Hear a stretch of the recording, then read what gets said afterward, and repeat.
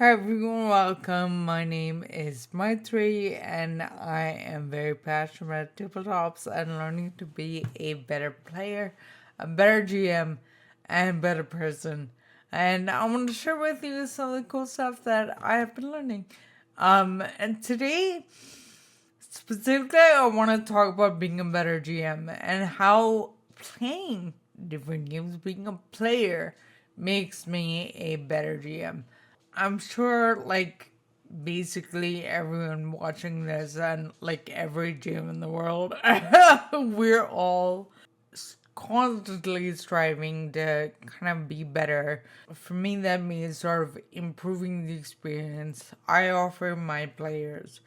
One of the most effective ways I have found to level up my GMing is by playing games myself. Whether that's just a one shot or a campaign or, a short series of adventures, which I have recently been sort of really evangelizing for, like that, 12 to 16 session, because I feel like you can tell a couple of, or at least one really good story in there, and a fair bit of character development, and having sort of a more finite approach. Let's say you try multiple games. That is potentially for another video, but either way, disregarding it doesn't really matter the length of play. Basically, what I I'm able to do when I engage with different systems. Every game I play sharpens my ability to run games for others, because essentially being a player lets me kind of have first-hand insight into sort of what makes the session enjoyable or frustrating or memorable, or what excites me and what excites other people in a game. Well-timed plot twists or clever use of mechanics or opportunities for deep roleplay and characterizations. These experiences become sort of invaluable lessons for me. When I take my turn behind the screen, I can see what elements creating Israel and how they've kind of been brought to bear. And it basically allows me to replicate some of the best things I have seen in my own games. Playing also teaches me the importance of pacing, challenges, and balance. When I'm in the player seat, I really notice how it feels when a session feels like it's kind of draggy, when the encounters are too easy, or, when it kind of feels like my character's choices or presence even doesn't really matter, or does. This sort of gives me a better understanding, I think, of how to structure sessions that run smoothly, challenge players without overwhelming them, and make sure their decisions feel meaningful while moving the story forward. Beyond this, playing in games run by other GMs is kind of like attending a master class in game running, because every GM has a different approach, their own approach to storytelling, to mechanics, to player interaction above or in character. Some GMs really excel at improvisation, others are masters of world building. Every GM teaches me something new. Whether it's how to handle kind of unexpected player choices, or how to build tension in a scene, whatever it is. Conversely, and thankfully, this happens so few times that I can count it on one hand. You can see what a GM is doing and decide, okay, I'm never ever gonna do that. I'm gonna make sure I don't ever do that. That is not something I ever want to do. And you can sort of manage yourself because learning is as much about what not to do as it is what to do. Ultimately, I think, playing games makes me a better GM because, like, it kind of keeps me connected to what makes stuff fun and rewarding from a player's perspective. And that's really important to me in the kind of environment I want to create.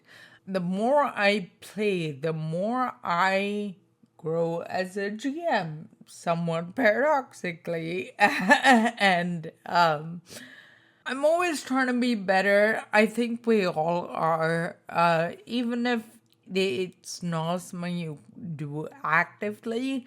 There's often at least like a, oh cool, I wonder how I can like incorporate that. I wonder how I can like bring that to my table. And it just sort of happens without you even really meaning for it to happen. But you need to make sure that you make yourself present and available for different games and a variety of experiences.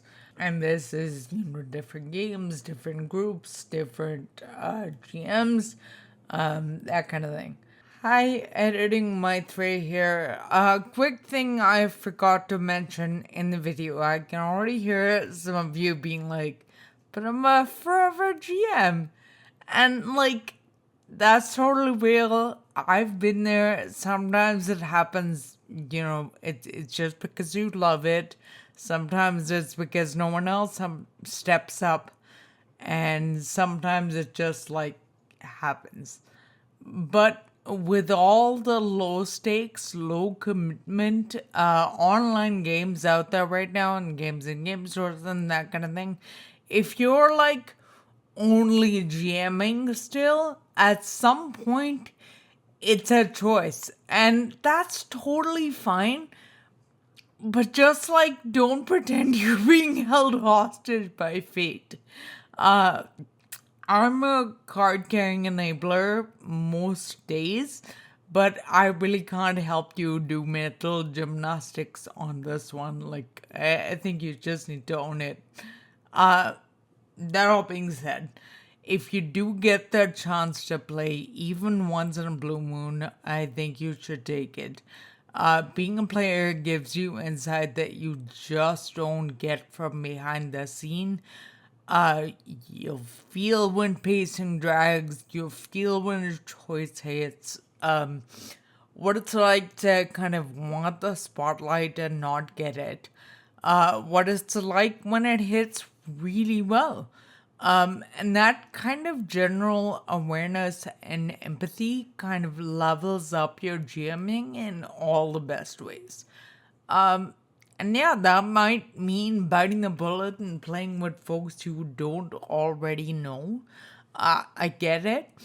Making friends as an adult is super hard and kind of daunting, but a one shot with strangers is not a lifelong commitment.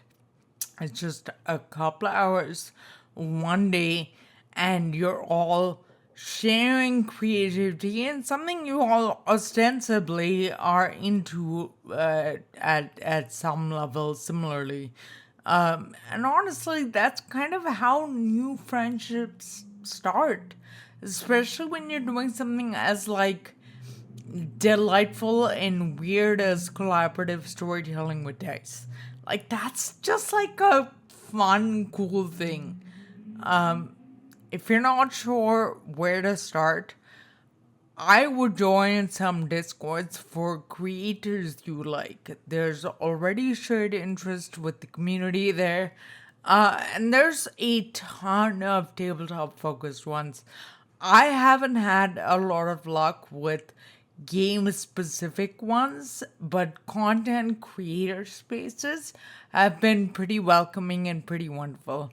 I personally hang out on the Adventures in Lollygagging and Tales of Myth and Mayhem servers, plus a few other private ones with friends. But for the time being, you should kind of just dip your toe in and see how it goes. Anyway, that's all I have right now. If you like this video, consider subscribing.